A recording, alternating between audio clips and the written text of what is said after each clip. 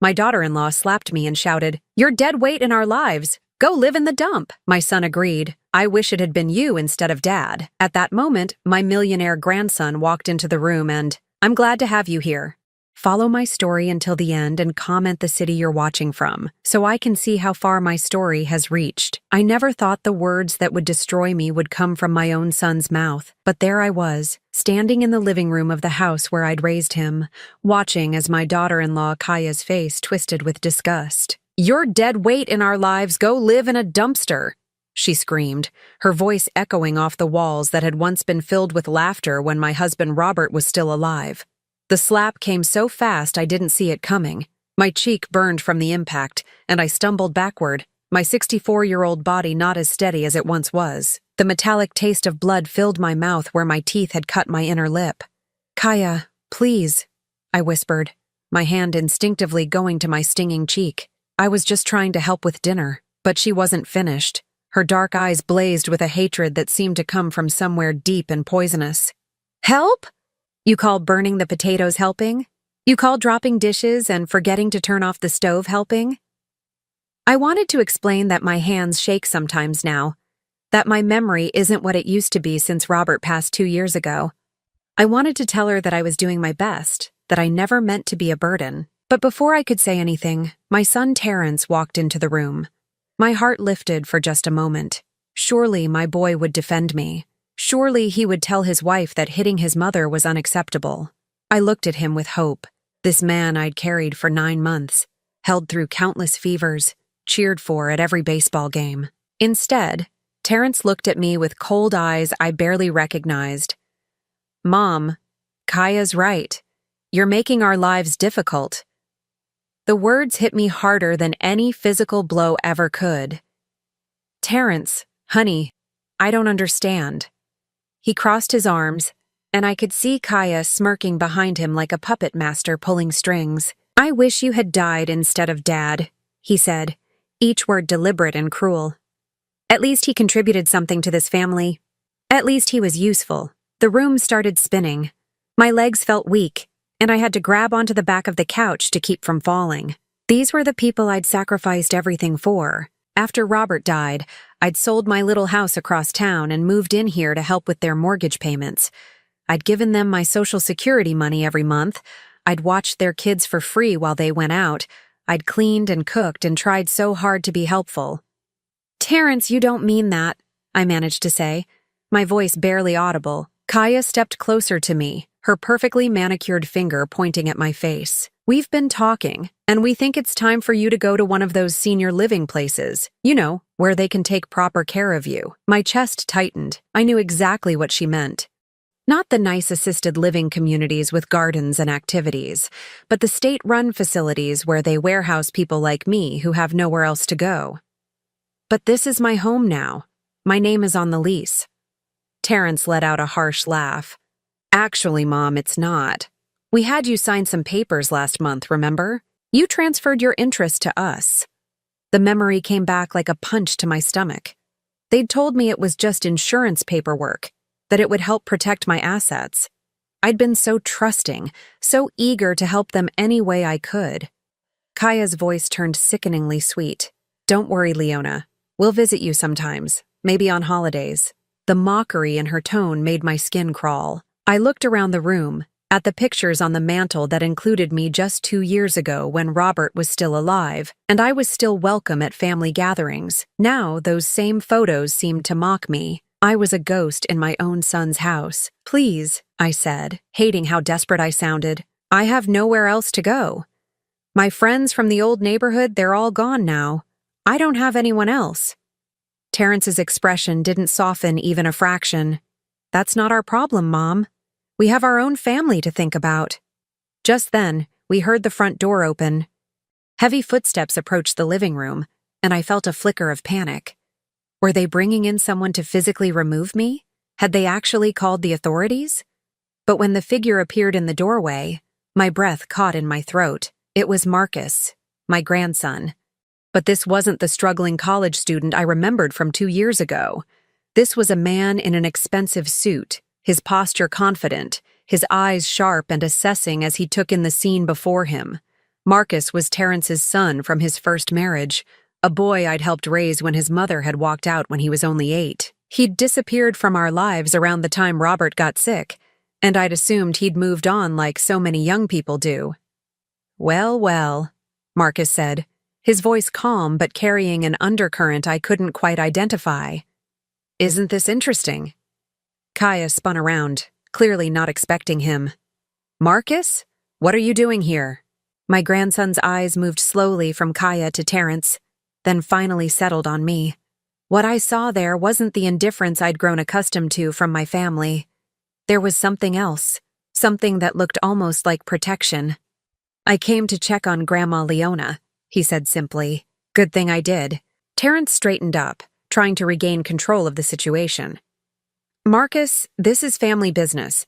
Mom was just leaving." "Was she?" Marcus asked, pulling out his phone. "Because from where I'm standing, it looks like my grandmother just got assaulted by her daughter-in-law while my father wished she was dead." My heart started racing. Had he heard everything? How long had he been standing outside that door? Kaya's face went white. "You don't understand the situation. She's been causing problems, making our lives miserable."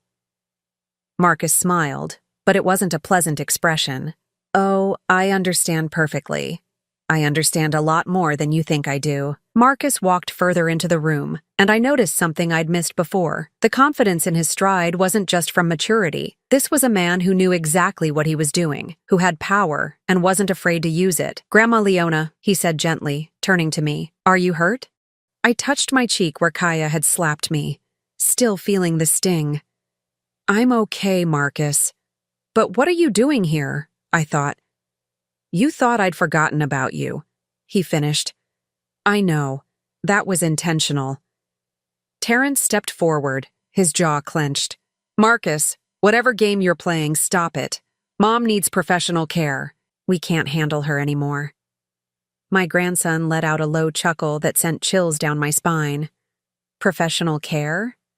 Is that what we're calling it when you steal someone's social security checks and use their pension to pay your mortgage?"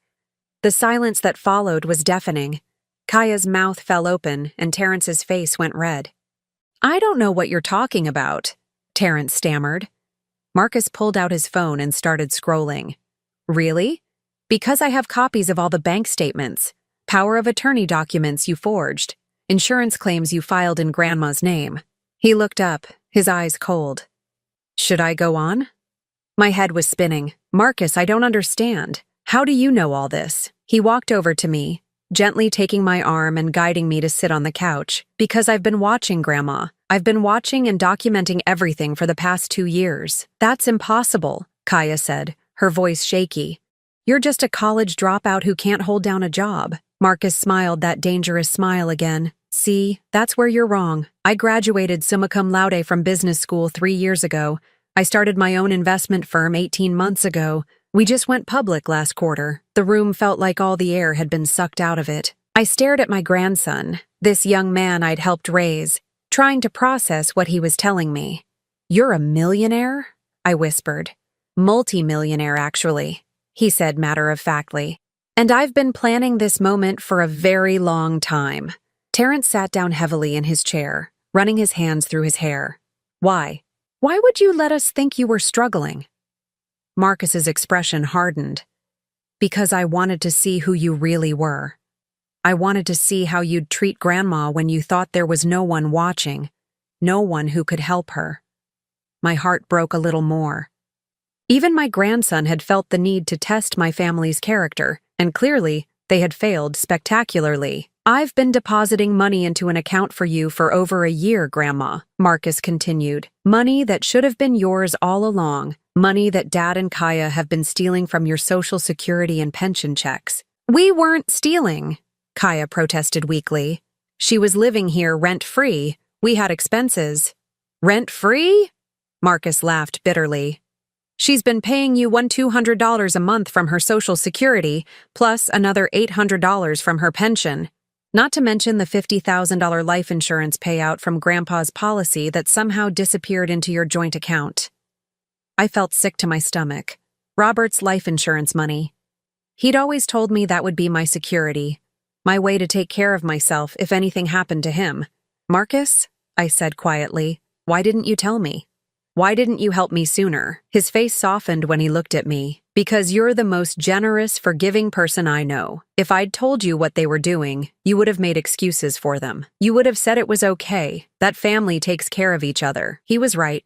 Even now, part of me wanted to defend Terrence, to say he was just struggling financially, that he didn't mean to hurt me. But there's something else, Marcus said, reaching into his jacket pocket. Something I think you need to see. He pulled out an envelope, yellowed with age and sealed with wax. My heart stopped when I recognized the handwriting on the front. For Leona, from your loving husband Robert. Where did you get this? I breathed. Grandpa gave it to me the day before he died, Marcus said gently. He made me promise to give it to you only if things got really bad. Only if Dad proved he couldn't be trusted to take care of you. With trembling hands, I took the envelope. The wax seal broke easily, and inside was a single sheet of paper in Robert's careful handwriting. My dearest Leona, I read aloud, my voice shaking. If you are reading this, then our son has failed you in ways that break my heart. There are things I never told you about Terrence. Things I discovered but kept to myself because I didn't want to hurt you. I looked up at Marcus, confusion and fear warring in my chest. Marcus, what does this mean? Keep reading, Grandma. My eyes returned to the letter. I had a paternity test done when Terrence was 15, after I found some old letters his mother had hidden. Leona, my love, Terrence is not my biological son. The words hit me like a physical blow. I read them again, then a third time, trying to make sense of what Robert was telling me.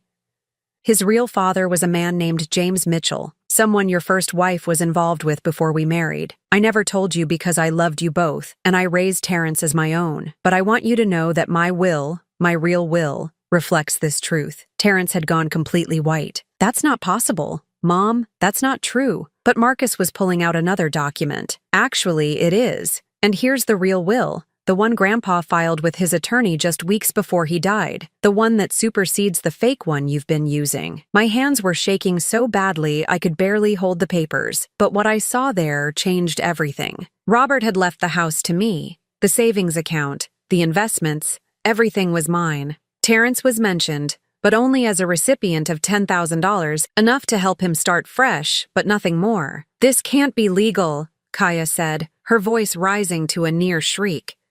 We've been living here for 2 years. We've invested in this place. Marcus stood up, straightening his tie. Actually, it's completely legal and effective immediately. The room fell silent, except for the sound of my own heartbeat thundering in my ears. Everything I thought I knew about my life, about my family, about my place in the world had just been turned upside down. But for the first time in 2 years, I didn't feel helpless. The silence in the room was suffocating. I stared at the will in my hands, Robert's familiar signature at the bottom, and felt like I was seeing my husband clearly for the first time since his death. He'd known.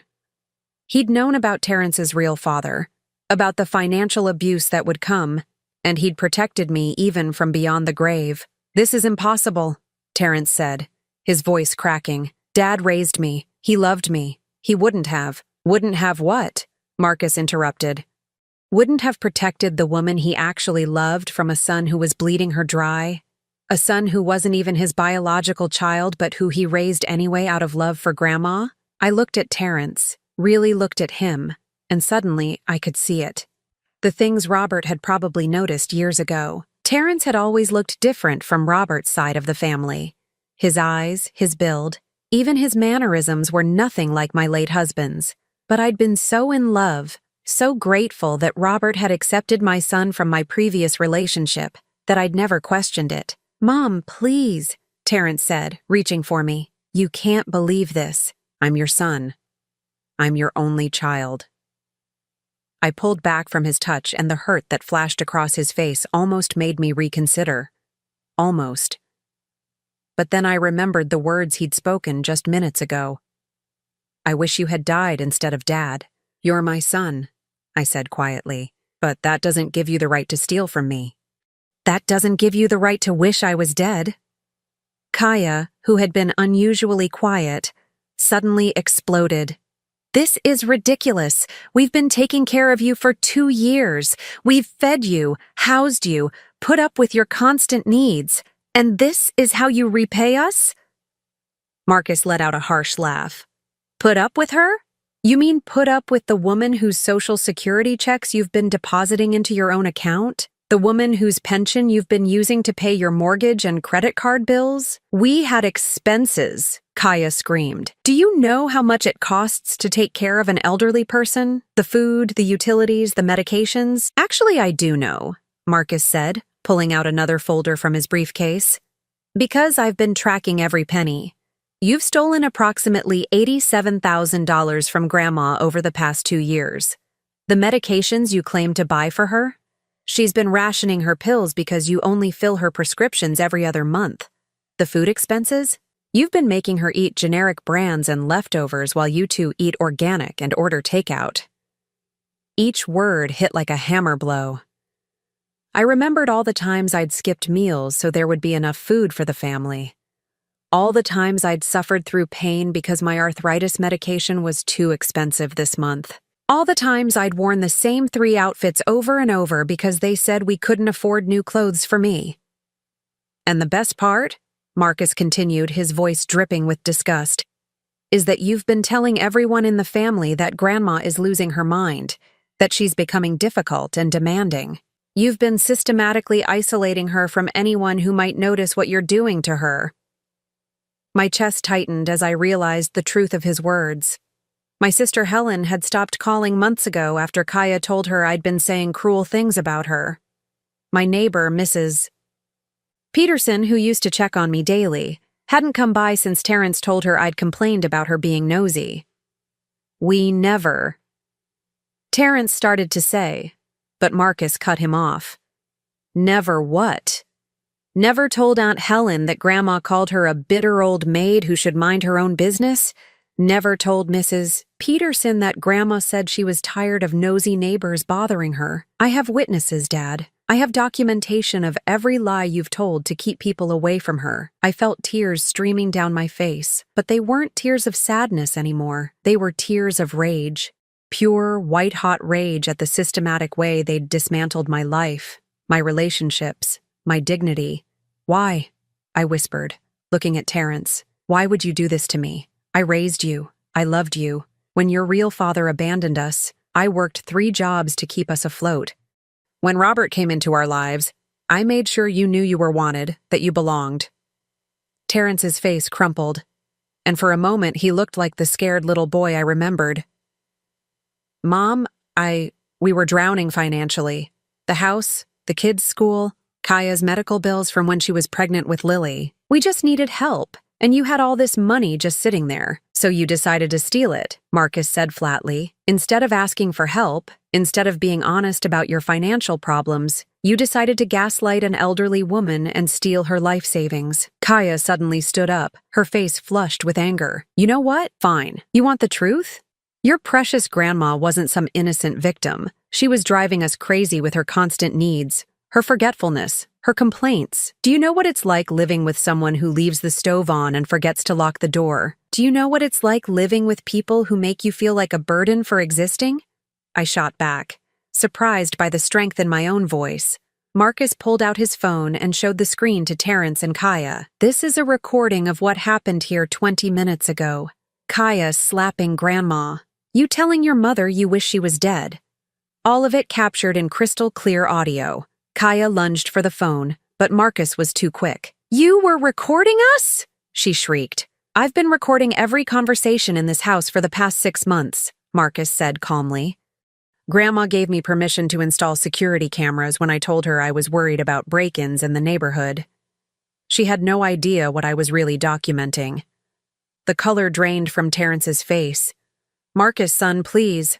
Think about what you're doing. This will destroy our family. What family? Marcus asked, his voice ice cold. The family that wishes its elderly matriarch was dead? The family that steals from the woman who sacrificed everything for them? The family that systematically isolates and abuses someone who can't defend herself? I watched my grandson, this young man who had somehow become my protector, and felt a mixture of gratitude and heartbreak. He'd had to become the adult in a situation where the actual adults had failed so completely. "What happens now?" I asked quietly. Marcus looked at me with gentle eyes, such a contrast to the cold fury he'd been showing Terrence and Kaya. "Now you get to choose, Grandma. This is your house according to Grandpa's will. Your money that's been stolen will be returned with interest, and you get to decide whether you want to press charges for elder abuse and theft." The power of choice. When was the last time I'd felt like I had any real choices in my life? "You have until tomorrow morning to pack your things and leave," I said, my voice steadier than I felt. "Both of you." Kaya's mouth fell open. "You can't be serious. Where are we supposed to go? What about the kids? You should have thought about that before you decided to steal from me," I replied. "Before you decided I was dead weight that belonged in a dumpster." Terrence dropped to his knees in front of my chair. "Mom, please, I'm sorry. I was wrong. We were wrong. But please don't do this. We can work it out. We can pay you back." I looked down at this man who had raised his voice to me, who had wished me dead, who had stolen my security and my dignity, and I felt nothing but pity. "You had 2 years to work it out, Terrence. 2 years to treat me with basic human decency. Instead, you chose to abuse me while stealing from me. That's not a mistake. That's a choice you made every single day." The weight of those words settled over the room like a final judgment. The next morning came faster than I expected, but also slower than I'd hoped. I'd barely slept, my mind racing between disbelief at Marcus's revelations and a growing sense of something I hadn't felt in years. Freedom. I was sitting at the kitchen table, drinking coffee from my favorite mug for the first time in months. Kaya had hidden it away, claiming it was too good for everyday use, but Marcus had found it and washed it for me. Such a small thing, but it felt like reclaiming a piece of myself. The sound of suitcases bumping down the stairs interrupted my thoughts. Through the doorway, I could see Kaya struggling with a large bag, her face blotchy from crying. Terrence followed behind her, carrying 2 more suitcases and looking like he'd aged 10 years overnight. "Mom," Terrence said, appearing in the kitchen doorway, "can we please talk about this?"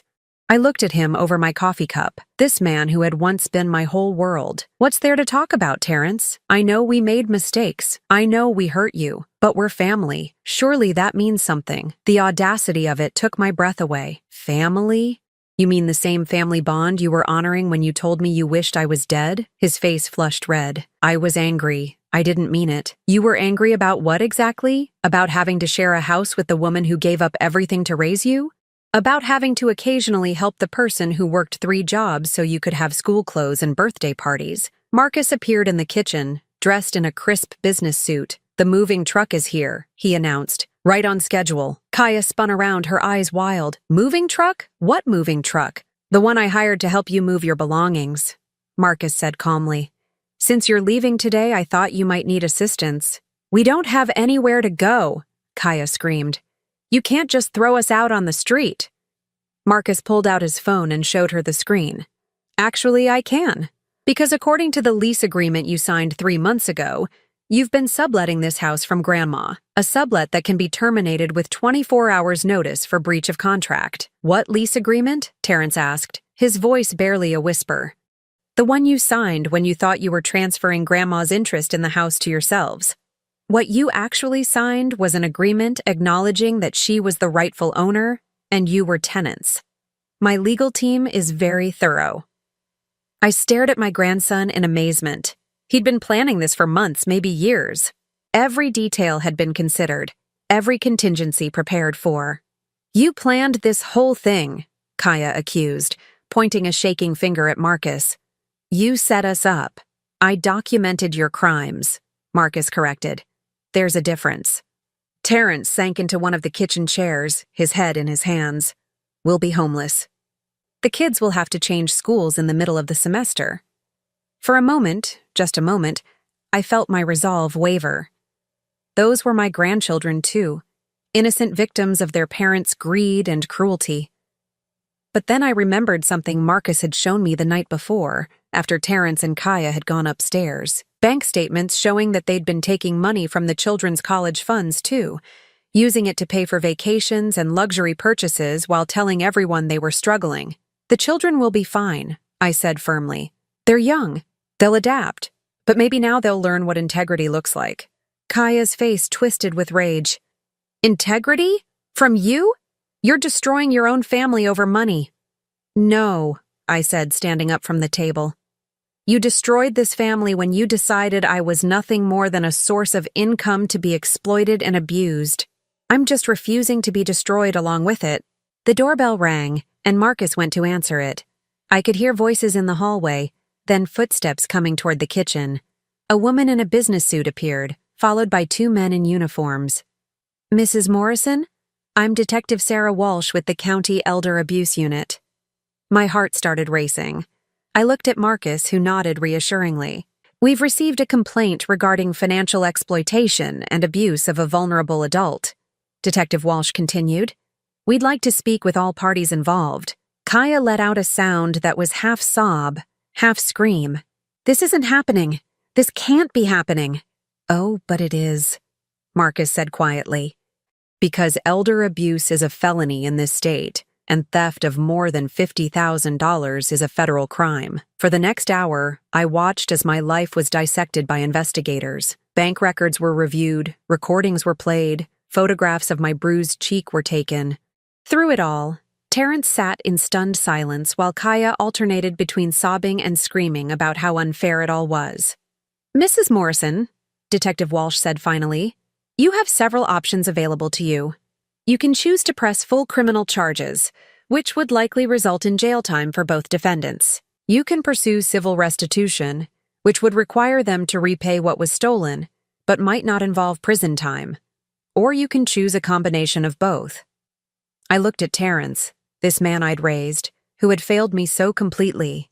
Then I looked at Kaya, who had never once shown me even basic human kindness. I want full restitution, I said slowly. Every penny they stole, plus interest and penalties. But I also want them to face criminal charges for the elder abuse. Mom, no, Terrence whispered. Please, you made your choice when you decided to steal from me, I replied. Now I'm making mine.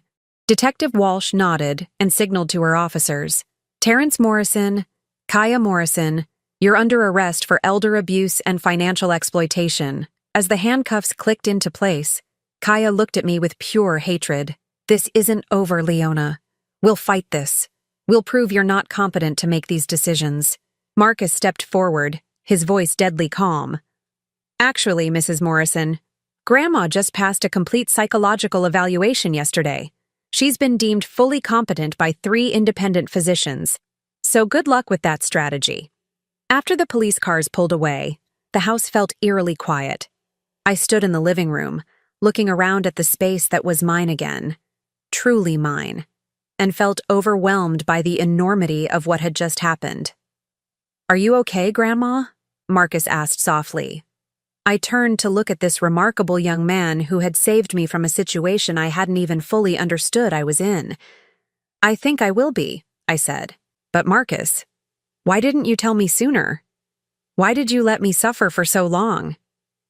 His face grew sad.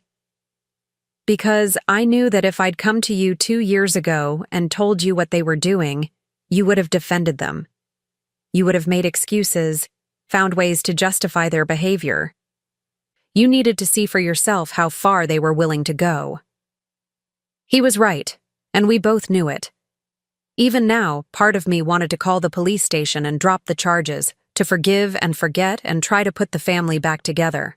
What they did to you was unforgivable, Marcus continued, and it was escalating. If I'd waited much longer, they might have tried to have you declared incompetent so they could take complete control of your finances. The thought sent a chill down my spine. Is that what they were planning? Marcus nodded grimly. I found drafts of guardianship petitions on Kaya's computer. They were going to claim you were suffering from dementia and needed a legal guardian. Guess who they planned to nominate for that role? The full scope of their betrayal hit me like a physical blow. They hadn't just been stealing from me. They'd been systematically working to strip away my independence, my dignity, my very identity as a person capable of making my own decisions. But now, standing in my own home, with my grandson beside me and the truth finally exposed, I felt something I hadn't experienced in years. Hope for the future. 3 weeks had passed since Terrence and Kaya's arrest. and the house felt different. Not just quiet, but peaceful in a way I hadn't experienced in years. Marcus had hired a housekeeper, Mrs. Chen, who came twice a week and treated me with the kind of respectful kindness I'd forgotten existed. She never made me feel like a burden, never sighed when I asked for help reaching something on a high shelf, but peace, I was learning, came with its own complications. The doorbell rang as I was finishing my morning coffee. Through the window, I could see a familiar figure standing on my porch, shoulders slumped in defeat. My heart clenched despite everything that had happened. It was Terrence. I opened the door slowly, keeping the chain latch in place. He looked terrible. His clothes were wrinkled, his face unshaven, and there were dark circles under his eyes that made him look older than his 42 years. "Mom," he said, his voice hoarse, "please, can we talk?" "Your lawyer told you not to contact me directly," I said, surprised by how steady my own voice sounded. "I know, but I had to see you. I had to try to make you understand." He looked down at his hands. "They released us on bail yesterday. The trial is next month." I studied his face, looking for signs of the son I'd raised, the boy who used to bring me dandelions from the yard and tell me they were the most beautiful flowers in the world, but all I could see was a stranger who had wished me dead. "What do you want, Terrence?" "I want to explain. I want you to know that I never meant for things to go this far." His voice cracked. "Kaya left me, Mom. She took the kids and moved in with her sister in Nevada. She's blaming me for everything, saying it's my fault we got caught. Despite everything, a part of my heart ached for him. But I'd learned to recognize that feeling now, that automatic rush to comfort him even when he was the one who had caused the pain. "I'm sorry to hear about your family," I said carefully, "but that doesn't change what you did to me." "I know. God, Mom, I know." Tears started streaming down his face. I was desperate. The business was failing. The house was going into foreclosure, and Kaya kept pressuring me to ask you for money. But every time I tried, I couldn't find the words, so instead you decided to steal it. He flinched. "It wasn't supposed to be stealing. We told ourselves we were just borrowing it, that we'd pay you back when things got better. For 2 years, Terrence. You borrowed my money for 2 years while making me feel like a burden for existing. We never meant to hurt you." The words hit me like a slap. "Never meant to hurt me? You told me you wished I was dead. Your wife hit me. You isolated me from everyone I cared about and made me feel like I was losing my mind." Terrence stepped closer to the door, and I instinctively stepped back. "Mom, please. I'm begging you. Drop the charges. I'll pay back every penny, I swear. I'll get a job, work extra shifts, whatever it takes. Just please don't send me to prison." "Where will you get the money, Terrence? You just told me your business failed."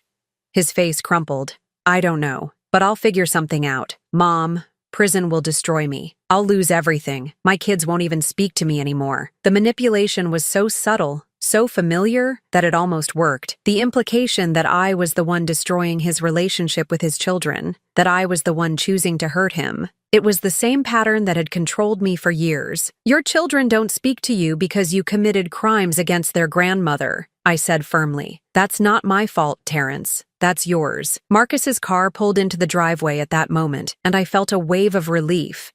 He got out and walked toward us, his expression darkening when he saw Terrence.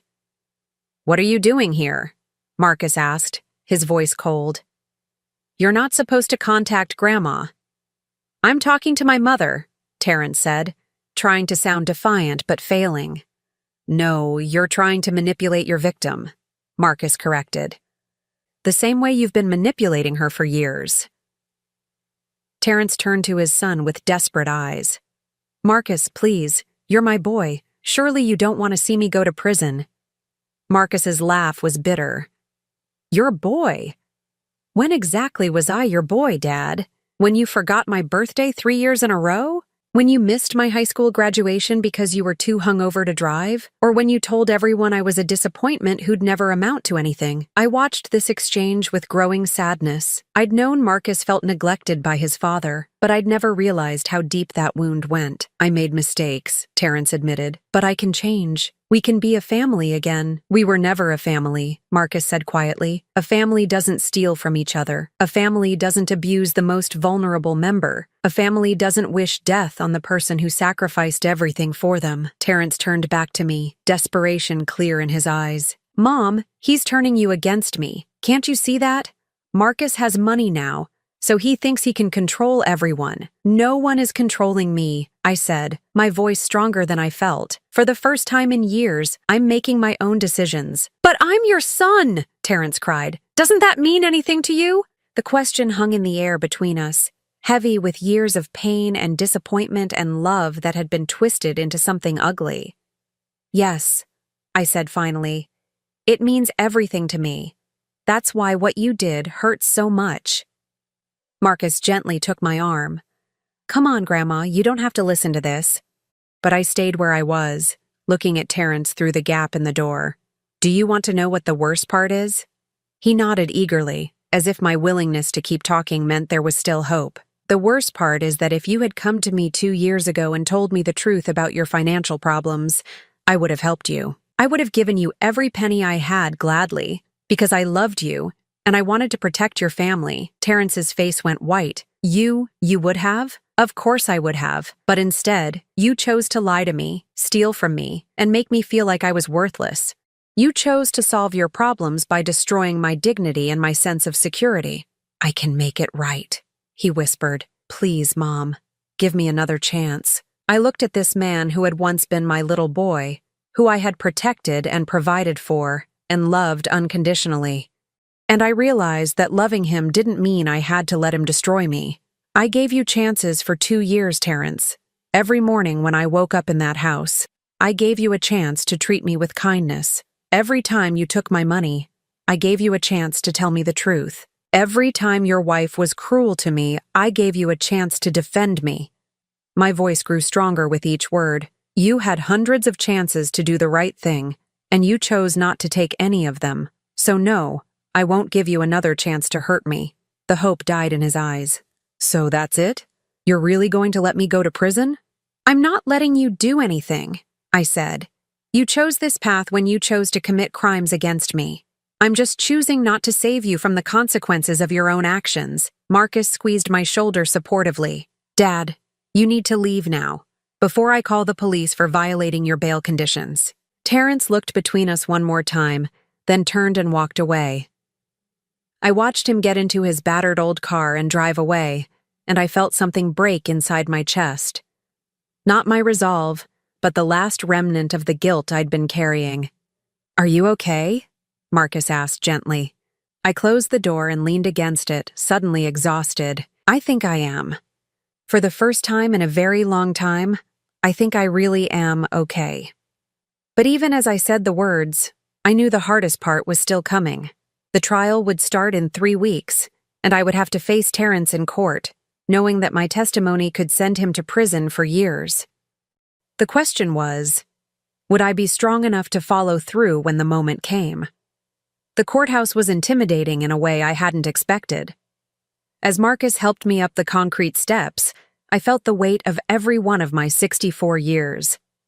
But when we reached the heavy wooden doors, I straightened my shoulders and walked inside with my head held high. The trial had lasted 3 days. 3 days of listening to lawyers dissect my life, my relationships, my failures as a mother. 3 days of watching Terrence sit at the defendant's table, sometimes looking remorseful, sometimes angry, but always like a stranger. Now, as we waited for the jury to return with their verdict, I sat in the hallway outside the courtroom, my hands folded in my lap.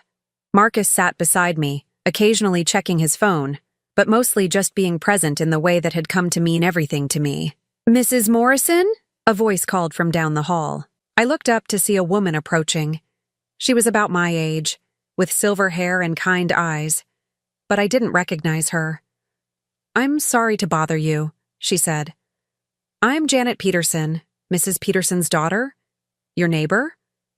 My heart skipped. Oh, I remember you. How is your mother? Janet's expression grew sad. She passed away last winter, but before she died, she asked me to give you something if I ever saw you. She reached into her purse and pulled out a small wrapped package. She said to tell you that she never believed what your son told her about you not wanting visitors. She said she knew you better than that, and she was sorry she let him convince her to stay away. I took the package with trembling hands. Inside was a small ceramic bird, bright blue with delicate painted flowers. I remembered admiring it years ago when Mrs. Peterson had invited me for tea. She wanted you to have it, Janet continued. She said to tell you that real friends don't abandon each other, even when other people try to make them. Tears spilled down my cheeks. Mrs. Peterson had been one of my closest friends, and losing her companionship had been one of the cruelest parts of Terrence and Kaya's systematic isolation of me. To know that she'd never really believed their lies, that she'd thought of me even at the end, was a gift I hadn't expected. "Thank you," I whispered. "This means more than you know." The courtroom doors opened, and people began filing back inside. The jury had reached their verdict. As we took our seats, I caught sight of Terrence at the defendant's table. He looked smaller somehow, diminished by the weight of everything that had been revealed during the trial. When his eyes met mine across the courtroom, I saw something there I hadn't seen in years: genuine remorse. The jury foreman stood up when the judge asked for their verdict. In the case of the state versus Terrence Morrison and Kaya Morrison, on the charge of financial exploitation of a vulnerable adult, we find the defendants guilty. The words seemed to echo in the suddenly quiet courtroom. I felt Marcus squeeze my hand, but I kept my eyes on Terrence. His shoulders sagged as if a heavy weight had finally settled on them. On the charge of elder abuse, the foreman continued, we find the defendants guilty. Terrence's lawyer put a comforting hand on his shoulder, but Terrence wasn't looking at him. He was still looking at me. And for the first time in years, I saw the boy I'd raised looking back. The judge scheduled sentencing for the following week, and as the courtroom began to empty, Terrence's lawyer approached me. "Mrs. Morrison, my client would like to speak with you before sentencing. He's hoping you might consider writing a letter to the judge, perhaps asking for leniency." I looked across the room where Terrence stood in handcuffs, flanked by 2 bailiffs. "I'll think about it," I said. But I already knew what my answer would be. 1 week later, I stood in my kitchen, looking out at the garden Robert and I had planted together 20 years ago. The roses were blooming, their red petals bright against the morning sun. The house felt different now, not just because Terrence and Kaya were gone, but because it felt like mine again. Marcus had moved into the guest room temporarily, claiming he wanted to keep me company while I adjusted to living alone again. But I suspected he was the one who needed the company. Learning the truth about his father had been hard on him too. "The sentencing hearing is in an hour," he said, appearing in the kitchen doorway. "Are you ready?" I nodded, touching the small ceramic bird that now sat on my windowsill. "I'm ready." At the courthouse, I watched as Terrence stood before the judge to hear his fate. 3 years in prison, with the possibility of parole after 18 months if he completed a financial responsibility program and paid full restitution. Kaya, who had plea bargained and testified against Terrence in exchange for a lighter sentence, received 2 years of probation and community service. She'd agreed to repay her portion of the stolen money, though everyone knew she'd likely never have the means to do so. After the judge's gavel fell, Terrence was allowed one final conversation with his family before being taken into custody. I hadn't expected him to want to speak to me, but as Marcus and I prepared to leave, a bailiff approached. "Ma'am, the defendant asked if he could have a word with you." I found myself face to face with Terrence in a small conference room, a guard standing discreetly in the corner. He looked older than his 42 years, worn down by the weight of his choices. "Mom," he said quietly, "I know I don't deserve your forgiveness. I know I've lost the right to call you family." I waited, saying nothing. "But I want you to know that I remember now. I remember how hard you worked to take care of me when I was little. I remember how you used to read to me every night, even when you were exhausted from working double shifts. I remember how you never missed a school play or a baseball game, no matter how many jobs you were juggling." His voice broke. Somewhere along the way, I forgot all of that. I let my problems and my wife's manipulation make me forget what kind of person you are. What kind of person you've always been. I felt tears pricking at my eyes, but I didn't speak. "I don't expect you to forgive me," he continued. "I just wanted you to know that I remember now who you really are. And I'm sorry I ever made you feel like you were anything less than the most loving, generous mother a son could have. The guard stepped forward. Time's up. As Terrence stood to leave, I finally found my voice. I do forgive you, I said softly, but that doesn't mean I'll forget. And it doesn't mean I'll ever again let anyone make me feel worthless. His eyes filled with tears. I understand. 3 months later, Marcus and I sat on the back porch, watching the sunset paint the sky in shades of pink and gold. The house had been renovated with some of the money that had been recovered and returned to me. Fresh paint, new appliances, and a beautiful garden that Mrs. Chen had helped me plan. I got a letter from Dad today, Marcus said, showing me an envelope with the prison return address. What does he say? He's doing well in the financial responsibility program.